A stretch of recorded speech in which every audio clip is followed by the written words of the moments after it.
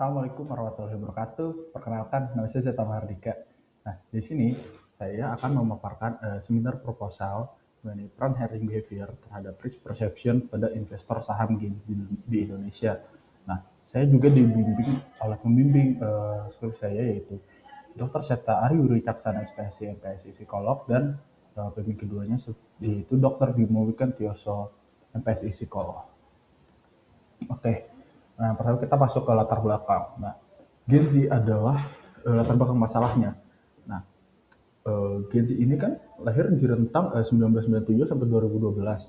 Nah, di mana itu generasi yang digital native. Jadi mereka itu semenjak mereka lahir, semenjak mereka kecil, mereka sudah menerima informasi-informasi digital, sudah menerima teknologi-teknologi digital. Mereka hidup di lingkungan digital itu.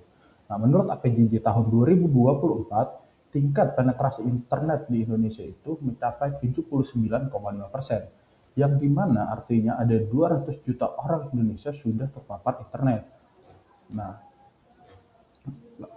hal ini menimbulkan banyak orang Indonesia mulai main media sosial seperti Instagram, Twitter, Facebook, dan lain-lain.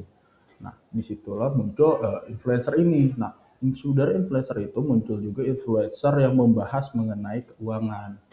Nah, dari influencer yang membahas mengenai keuangan, mengenai investasi, bagaimana mengenai investasi, saham, segala macam, mulai kripto juga. Nah, itu eh, sedikit banyak memberikan lonjakan pada eh, investor-investor baru itu tertarik untuk melakukan investasi yang dimana menurut data KSEI ini investor retail itu dari tahun ke tahun itu selalu meningkat investor barunya. Bisa kita lihat dari tahun 2025 jumlah investor retail di Indonesia itu jumlahnya adalah 15,4 juta orang.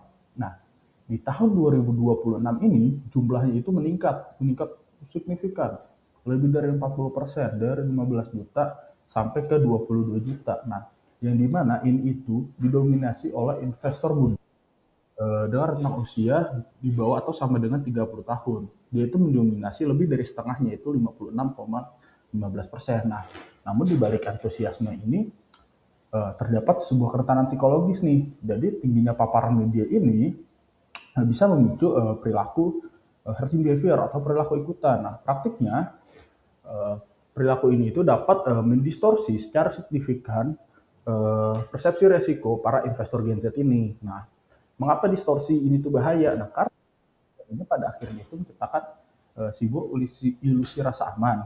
Nah, muda ini melihat banyak orang, termasuk influencer, idola mereka melakukan strategi investasi atau membeli suatu saham yang sama, merasa bahwa resiko kerugiannya itu menjadi lebih rendah. Nah, rasa aman yang semu inilah yang kemudian membuat mereka berani mengambil keputusan tanpa melakukan mental yang objektif. Jadi mereka rasa aman, mayoritas melakukan hal itu seperti itu.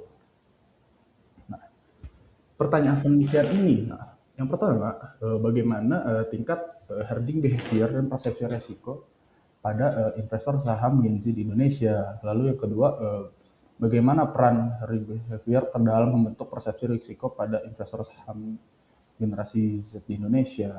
Nah, tujuannya apa? Tujuannya ya buat mengidentifikasi tingkat herding behavior dan persepsi risiko pada investor saham Gen Z di Indonesia, terus juga buat menganalisis peran herding behavior dalam membentuk persepsi risiko pada investor saham Gen Z di Indonesia. Nah, manfaatnya apa? Penelitian itu bisa diharapkan yang dapat menambah literatur di bidang psikologi keuangan, khususnya bagaimana memberikan penjelasan empiris mengenai bagaimana bias kognitif, dan interaksi sosial. Lalu di sini juga dalam hal ini kita meneliti herding behavior, terus juga mempengaruhi bagaimana mempengaruhi persepsi resiko atau risk perception, serta tambahan literatur untuk kajian Gen Z dalam merespon fenomena distorsi risk perception ini, seperti itu. Nah, manfaat praktisnya bagi investor Gen Z ini diharapkan ya dapat memberikan insight atau kesadaran mengenai keterlantaran psikologis mereka. Mereka cukup rentan mengalami distorsi persepsi resiko, karena mereka coba ikutin mayoritas, jadi bisa si resikonya bisa menculis persepsi resiko itu. Nah, untuk OJK, OJK adalah otoritas jasa keuangan, by the way. Nah, dapat menjadi landasan evaluasi untuk para pembuat kebijakan di sana. Oke, untuk OJK mungkin bisa juga ngasih seminar mengenai investasi. Apalagi investasi saham ini sebenarnya adalah aset yang berisiko tinggi. Dalam investasi itu adalah aset yang berisiko tinggi, mungkin ada reksadana yang lebih rendah resikonya. Saham ini sebenarnya aset yang berisiko tinggi. Jadi bisa jadi diharapkan nanti OJK itu bisa membuat kebijakan kayak influencer lebih ketat lagi sih. Influencer mungkin dilarang menginfluence suatu saham seperti itu. Memang sebenarnya ada sih, memang sudah ada peraturan tersebut. Itu dilarang ajak membeli itu dilarang, memang sudah ada, tetapi mungkin masih ada yang mengambil celah di situ. Mungkin itu bisa lebih diperketat. Nah, untuk teman-teman influencer atau praktisi keuangan juga terkait dengan kontennya mungkin lebih dipertanggungjawabkan karena masyarakat awam atau orang-orang yang baru berinvestasi atau investor-investor media sosial, apalagi teman-teman influencer itu termasuk yang dipandang atau yang bisa jelas seperti mungkin Timothy Ronald gitu ya, itu lebih bertanggung jawab untuk membuat konten karena pun yang mereka sampaikan itu bisa saja akan diikuti oleh teman-teman investor lainnya karena mereka dianggap kan orang sebagai idola, orang yang ngerti di bidang tersebut seperti itu. Nah, lalu tinjauan pustakanya. Jadi herding behavior ini secara konsep ya menurut Campbell dan Hess itu juga didefinisikan kan sebagai penyelarasan pemikiran atau perilaku individu. Nah, di dalam sebuah kelompok melalui interaksi sosial sehari-hari gitu tanpa adanya arahan langsung nih dari pemimpin atau kelompok tersebut gitu. Nah, menurut Suresh dan Long, dia tuh mendefinisikan herding behavior sebagai tindakan kolektif dan tidak terarah dari seorang individu di dalam satu kelompok. Nah, Suresh dan Long juga menyebutkan untuk mengukur herding mentality ini ada dua dimensi, yaitu herding rasional dan herding irasional. Nah, kenapa saya ngambil herding mentality ini sebagai alat ukurnya? Karena diharapkan mentalitas herding ini kan dia bisa melihat atau menggambarkan herding behavior atau perilaku herding tersebut gitu. Soalnya kan contohnya misal kayak herding mentality kan kayak seorang investor retail itu secara impulsif ikut memborong saham yang harganya meroket tanpa melakukan analisis fundamental sama sekali. Uh, itu juga dilakukan karena murni terpengaruh rumor yang beredar dan merasa yakin bahwa keputusan mayoritas benar atau akan bukan hasil yang baik seperti itu. Itu kan uh, apa contoh-contoh dari herd mentality juga cukup sejalan dengan herd behavior seperti itu. Nah, terkait dengan dimensinya sendiri ada dimensi herding rasional. Nah, herding rasional ini definisikan sebagai strategi logis dan efisien yang diambil oleh investor akibat adanya keterbatasan waktu, kemampuan dan sumber daya. Nah, contohnya adalah misal investor sengaja memborong saham tertentu murni karena mengikuti langkah manajer investasi besar atau murni mengikuti oleh investor karena demi menghemat waktu riset. Nah, terus contoh dimensi irasionalnya, seorang investor yang berniat menahan saham berfundamental yang baik, nah terus tiba-tiba ikut menjual sahamnya karena panic selling. Nah, sahamnya karena panic selling, melihat aksi jual massal atau rumor-rumor kayak ini saham ini akan apa, saham ini dengan melihat rumor saja mereka bisa ikut membeli atau ikut menjual seperti itu. Karena kan di sini dijelaskan juga bahwa dimensi rasional itu menjelaskan bahwa perilaku ini dominasi oleh pengaruh sosial yang secara signifikan dibentuk oleh reaksi serempak dan ilusi kendali atau ilusi kontrol gitu. Lalu ada risk perception. Nah, secara konseptual itu risk perception ini kan didefinisikan sebagai pemahaman evaluasi subjektif individu terhadap ketidakpastian serta potensi keparahan dampak negatif dari suatu ancaman. Nah, Wilson juga menilai ini resiko ini tuh berakar dari interaksi antara probabilitas paparan suatu bahaya dengan gejolak emosi. Nah, dimensi itu ada 3, ada affect, probability, dan konsekuensi.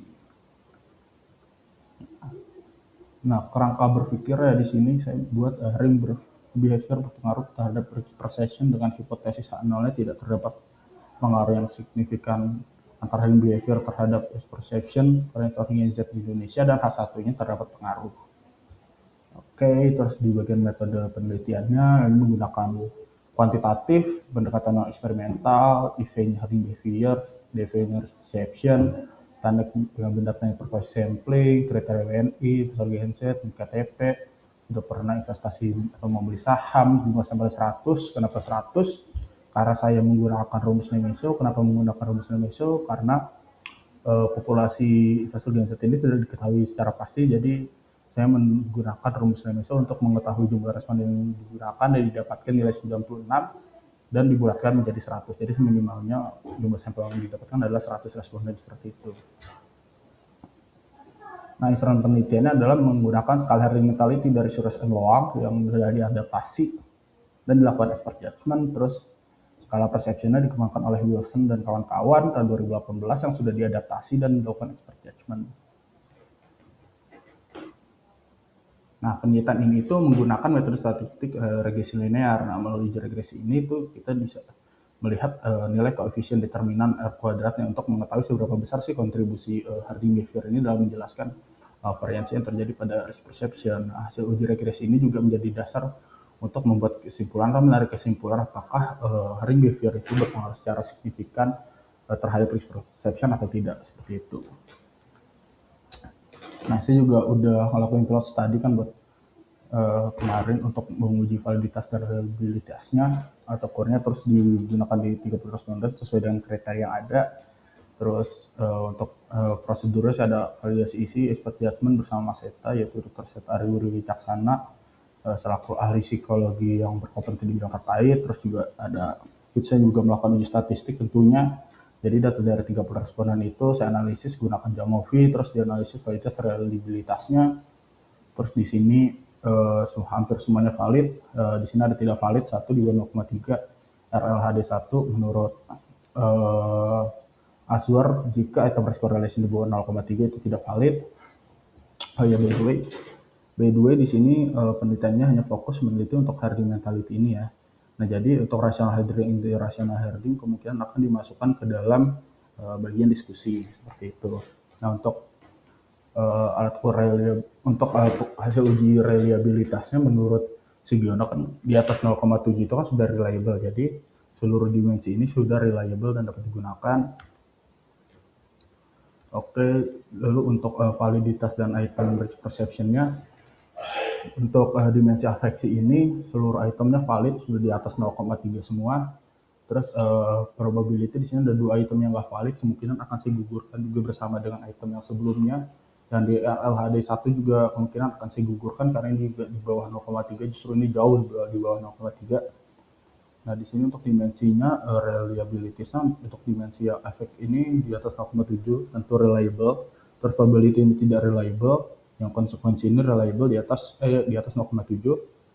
Yang ini tidak reliable ini akan kemungkinan akan di take out atau digugurkan atau ada perbaikan terkait dengan itemnya, seperti itu. Nah, ini juga standar ditetapkan tadi Sugiono di atas 0,7 itu reliable, di atas 0,3. Nah, menurut Azure kan tidak boleh di bawah 0,3, ini kan corrected item total correlation. Saya kan nulisnya item risk correlation. Nah, jadi sebenarnya mereka itu mau hal yang sama. Kemungkinan si Azure ini dia menggunakan software SPSS dan saya menggunakan Jamovi, jadi keluarlah item risk correlation seperti itu. Oke, demikian pemaparan proposal penelitian dari saya mengenai peran herding behavior terhadap persepsi risiko investor genset di Indonesia. Saya sangat menyadari bahwa rancangan penelitian ini masih jauh dari kata sempurna dan masih membutuhkan banyak sekali penyesuaian. Oleh karena itu, saya sangat mengharapkan saran dan kritik dari serta masukan dari Bapak, Ibu, atau Mas, dosen penguji, sekalian agar kedepannya penelitian ini dapat terarah dengan lebih baik dan dapat memberikan manfaat teoritis yang lebih optimal. Nah, terima kasih atas waktu dan perhatian yang telah Mas, Mbak, Bapak, Ibu berikan. Terima kasih Mas Eta, terima kasih Mas Bimo telah meluangkan waktunya. Mohon maaf. Wassalamualaikum warahmatullahi wabarakatuh.